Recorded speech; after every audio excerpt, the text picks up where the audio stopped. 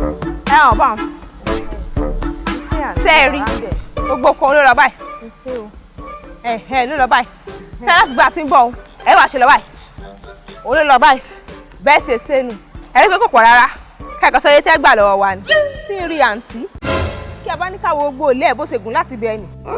síbi bẹ́ẹ̀ yìí náà rí pé ìṣẹ̀lẹ̀ kékeré. Yes. So nǹkan tí mi try láti sọ fún yín ni pé àdá tuntun ni a fẹ́ gẹ́ẹ̀tì àdá ni gbọ́dọ̀ mú ṣáṣá irú yẹn àdá tuntun ni àdá àgòdán òun là á lò káàfi san gbogbo oko kèlè níìtì kèlè ṣe rẹ́gí kí n bá mi wò yẹn koríko ni a rí pé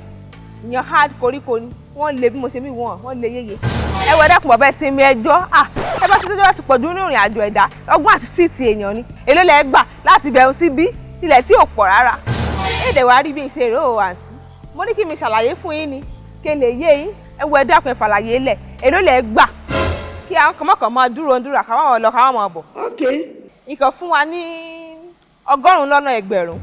èló ní jẹ́ báwọn yìí jẹ́ 100,000 naira.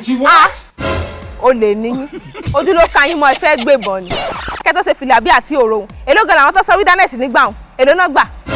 kẹ́tọ́ kẹ́ni òkè yín lùsàlẹ̀ kẹ́tọ́ mọ́ dárúkọ 100,000 owó yín sì lẹ̀ lọ sí send government office. Fúnkẹ́. gbogbo ọ̀rọ̀ kó wà ńlẹ̀ èdè ìfàjà o la èébú lọ iye kí n bá a san ni kí n sọ kò sẹ́ni tí ń bá yín jà 2,500 naira ní san iye tó fún mi nù sẹ́yìnsì ní bàbá abádé ń bẹ̀rẹ̀ amúlòkò ìyẹn fámìlì bàbá rin ìlú ìyẹn àpè kan wá yín sàdúró oko ní 25 torí bí tèmi sọ̀rọ̀ bí ìyé mi irú ọ̀rọ̀ burúkú wo re ni alẹ́ ẹ̀mọ̀rọ̀ sọ kẹ́kẹ́ ẹ̀mọ̀rọ̀ sọ ni ẹ̀ẹ́nì ràn lọlé kẹ́ni lọ kí bàbá mi wá ṣé customers náà always right lọ́dọ̀ tẹ̀yìn ṣé nǹkan kí yẹn àsọ re ni ìwọ ìjọ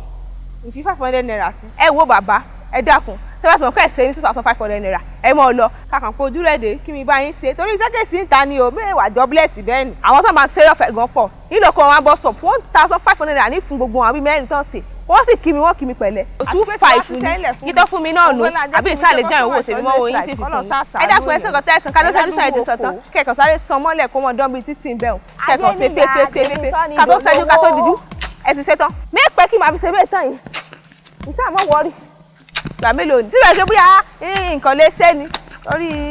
my condition ìgbà mélòó ni fi ṣe àìmọye okòrò rẹ̀ tí mo ń sọ́ lámúlòkò ìmọ̀ wọ́ọ̀rì dákun gba tí mo wà mọ́ níyà ń gbà kí ni ìsan yá sí inú oko ọmọ mi kò sẹ́yìn tí wọ́n ti mọ̀ mí mọ́ ní adé ní sọ́mọdé lówó adé níyà adé ní sọ́mọdé lọ́la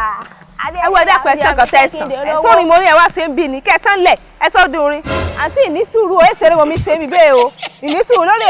èlò ni sọ kí n apamílé lórí kì í wá sowó ìjọ òsùrù la fi yanjú gbogbo nǹkan lé ayé o ẹ lọ di lọ́dà kẹrin mọ́sẹ̀ náà ibi wèrè tó. adéyẹ ṣáà ìwọ àfọ̀sọ̀ ẹ̀kẹ́ ọ̀fíìsà ó ti bá wa rẹ̀ ti fẹ́ bá wa ṣe bí báyìí. mo ti rí àtìrẹ́yìn òun náà ti ń ṣe o wọ́n sì ti ṣe dáadáa very hard work but ṣé 200,000 yẹn máa wà kẹ́ fún wọn ṣá. àtijọ́ sọ̀rọ̀ àtijọ́ negotiate wọ́n máa wọlé lọ́ntẹ̀ àwọn èmi àti wọn ló wà mọ́ lọ́ntẹ̀ mọ́ wọ́ọ́rì kí ni sọ́ọ̀nì 200 kí ni ẹ wọ mọ́ ṣiṣẹ́ tí ń lọ jàre ẹ̀yin kọ́ ní bá sọ̀rọ̀ ó ń ṣe mistake ni mo rọrùn. Yes, actually 200,000 lọ́gá mi ní fún anybody tó bá bá wa ṣe bí bàrà ni. I can say you are doing a great job. àní ìwòsàn ni wọ́n lọ ẹ mọ̀ wọ́n rí ti ń jà ọmọ ti tẹ̀ yín lọ sí ní aṣáájú àbí arọ́ràn ni.